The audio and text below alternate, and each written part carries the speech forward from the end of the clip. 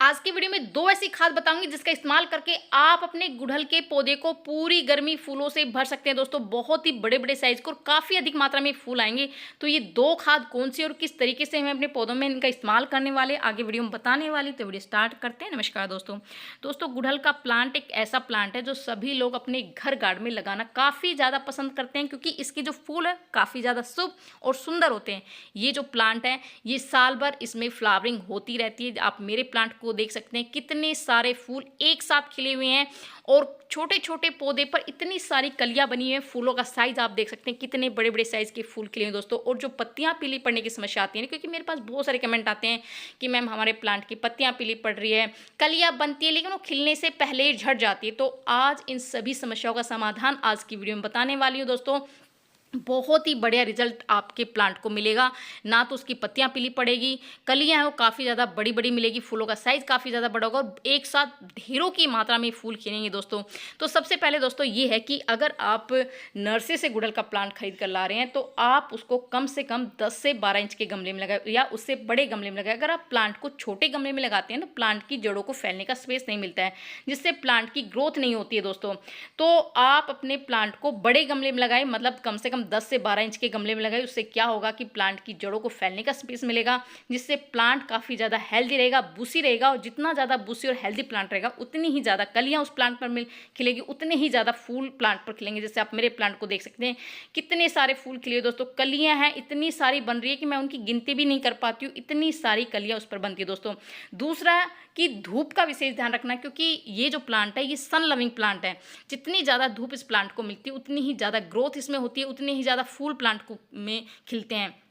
बहुत सारे लोग ये गलती कर देते हैं कि प्लांट को शेड वाली जगह पर रख देते हैं और उसमें फिर शिकायत करते हैं कि हमारे प्लांट की पत्तियां पीली पड़ रही है, उसमें फूल नहीं खिल रहे। तो दोस्तों अपने प्लांट को कम से कम 6 से 7 घंटे की धूप जरूर दिखाए, ताकि आपके प्लांट में बहुत ही अच्छी से वो फ्लावरिंग हो। तीसरा, पानी का विशेष ध्यान रखने, हल्की नमी मिट्टी में होनी चाहिए। अगर मिट्टी ड्राई हो जाती है तो भी प्लांट की पत्तियां पीली पड़ जाती है, कलियां वो खिलने से पहले ही झड़ जाती है। तो हल्की नमी होनी चाहिए और वाटरिंग भी नहीं करनी है, सिर्फ हल्की नमी प्लांट की मिट्टी में होनी चाहिए दोस्तों। तीसरा, आपको काम करना है कि समय समय पर अपने प्लांट की गुड़ाई ज़रूर करनी है दोस्तों। गुड़ाई करने के बहुत सारे फ़ायदे होते हैं। गुड़ाई करने से एक तो जो प्रॉपर ऑक्सीजन है वो प्लांट की जड़ों को मिलता रहता है, सूर्य का प्लांट प्रकाश है वो प्लांट की जड़ों को मिलता रहता है, जिससे प्लांट की जड़ों में फंगस नहीं लगता, किसी भी तरह का कीड़ा नहीं लगता है दोस्तों, जिससे हमारा प्लांट काफ़ी ज़्यादा हेल्दी रहता है। और गुड़ाई करने से दूसरा फ़ायदा ये होता है कि मिट्टी है वो काफ़ी ज़्यादा ढीली रहती है, भुरभुरी रहती है, जिससे जो भी हम खाद डालते हैं उसका पूरा पोषण, उसका पूरा न्यूट्रिशन प्लांट की जड़ों को मिलता है, जिससे प्लांट की जड़ों का विकास होता है, प्लांट की जड़ें हेल्दी रहती है। अगर जड़ें हेल्दी रहेगी तो प्लांट भी हेल्दी रहेगा, प्लांट का विकास भी होगा, अच्छे से ग्रोथ करेगा, उसमें बहुत ही अच्छे से फ्लावरिंग होगी दोस्तों। तो ये काम आपको करना है। उसके बाद दोस्तों जो इस टाइम पर आपको सबसे पहली खाद जो देनी है वो है जो गोबर की खाद है दोस्तों। गोबर की खाद प्लांट के लिए संपूर्ण खाद मानी गई है। इसमें बहुत सारे पोषक तत्व होते हैं। अगर आपके पास गोबर की खाद नहीं है तो आप वर्मी कंपोस्ट या फिर किचन वेस्ट कंपोस्ट जो भी आपके हैं वो आप ले सकते हैं। मैं गोबर की खाद ले रही हूँ दोस्तों, और आप मेरे गोबर की खाद देख सकते हैं कितनी इसका जो टेक्सचर है कितना बेहतरीन है। बिल्कुल बहुत ही भुरभुरी दानेदार खाद है। और इसका ये होता है कि पुरानी खाद है, मतलब 1.5 से 2 साल ये खाद है रखी है मेरे पास, और बहुत ही बढ़िया खाद है दोस्तों। इसमें बहुत सारे पोषक तत्व होते हैं जो कि प्लांट की जो भी कमी है प्लांट में उसकी पूर्ति करता है, प्लांट की का विकास बहुत अच्छे से होता है, और उसमें फूलों की संख्या भी बहुत ही अच्छे से होती है दोस्तों। तो गुड़ाई करने के बाद 2 से 3 मुट्ठी आप गोबर की खाद इसमें डाल दीजिए दोस्तों। इससे प्लांट का जो पूरी गर्मी है ना वो बहुत ही अच्छे से हेल्दी रहेगा और बहुत ही अच्छे से इसमें फूल वो खिलते रहेंगे। दूसरा दोस्तों ये कि बहुत सारी शिकायत आती है मेरे पास कि पत्तियां हमारे प्लांट की पीली पड़ जाती, कलियां बनती है लेकिन वो खिलने से पहले ही झड़ जाती है। तो उसका जो समाधान मैं बताने वाली हूँ, और बिल्कुल ऑर्गेनिक चीज़ें बताऊँगी, कोई भी केमिकल का इस्तेमाल मैं नहीं करती हूँ अपने प्लांट पर। टाइम टू टाइम मैं बिल्कुल बदल बदल कर खाद अपने पौधों को देती रहती हूँ, जिससे कि बेहतरीन रिजल्ट मेरे प्लांट को मिलता रहता है। और आपके प्लांट की पत्तियां हैं वो बिल्कुल लचकीन रहेगी, और बहुत ही अच्छे से जो कलियां हैं उसमें बनेगी, और जो कलियां बनेगी वो फूल में भी कन्वर्ट होगी दोस्तों। तो इसमें इस टाइम पर मैं ये मैग्नीशियम सल्फेट ले रही हूँ दोस्तों। इसमें भरपूर मात्रा में मैग्नीशियम जो है ना, मैग्नीशियम सल्फेट जो होता है उसकी कमी जो प्लांट में हो जाती है ना, उससे क्या होता है कि पत्तियां पीली पड़ जाती है, प्लांट ग्रोथ नहीं करता है, और जो कलियां खिलने से पहले ही झड़ जाती है। अगर हम एप्सम सोल्ट का इस्तेमाल इस टाइम पर करते हैं तो आपके प्लांट की पत्तियां पीली नहीं पड़ेगी, और जो कलियां हैं वो फूल में ही कन्वर्ट होगी दोस्तों। तो आप इसको लिक्विड फॉर्म में दे सकते सकते हैं 1 लीटर पानी में आधी चम्मच घोलकर आप मिट्टी में डाल दीजिए, या फिर इस तरह से सॉलिड फॉर्म में मतलब डायरेक्ट भी अपनी मिट्टी में डाल सकते हैं। और इस टाइम पर जो लिक्विड खाद मैं बनाने वाली हूँ वो बहुत ही बेहतरीन काम करेगा पूरी गर्मी आपके प्लांट पर। तो सबसे पहले आपको 1 लीटर पानी लेना है, उसमें फ्रेश चाय की पत्ती आप लेनी है दोस्तों। चाय की पत्ती बहुत ही बढ़िया काम करती है। चाय की पत्ती में भरपूर मात्रा में nitrogen, potassium, zinc, magnesium, phosphorus, calcium, iron के साथ साथ कार्बोहाइड्रेट होता है। इससे क्या होता है कि मिट्टी एसिडिक होती है और गुड़हल के प्लांट को एसिडिक मिट्टी बहुत पसंद होती है दोस्तों। अगर मिट्टी एसिडिक रहेगी तो उसमें बहुत ही अच्छी मात्रा में फूल आएंगे और बहुत ही भर भर के फूल, मतलब बहुत ही अधिक मात्रा में फूल आएंगे। दूसरी चीज़ जो इसमें डाल रही हूँ दोस्तों वो भी आपके किचन में ही बहुत ही आसानी से मिल जाएगी दोस्तों, जो कि मैं ले रही हूँ हींग।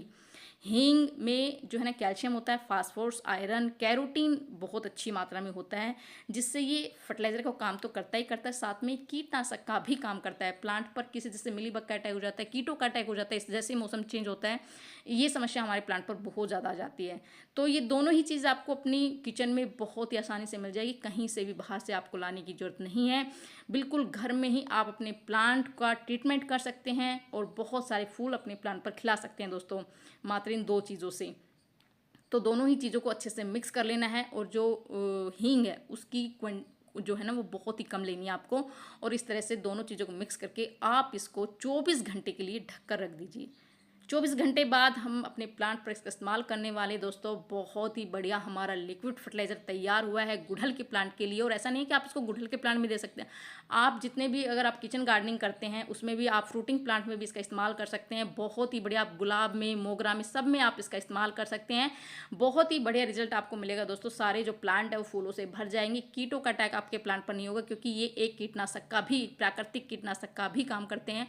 आप इसको अपनी प्लांट की मिट्टी में भी दे सकते हैं और अपने प्लांट के पत्तों पर भी स्प्रे कर सकते हैं। दोनों ही तरह से आप इसका इस्तेमाल कर सकते हैं, बहुत ही बेहतरीन रिजल्ट आपको मिलेगा। तो दोनों चीज़ों को अच्छे से मिक्स करने के बाद, इसको छानने के बाद आपको 1 लीटर जितना आपने लिक्विड फर्टिलाइजर लिया है उतना ही जो आधी क्वांटिटी में आपको सिंपल पानी इसमें ऐड करके अपने गुड़हल के प्लांट में डाल दीजिए दोस्तों।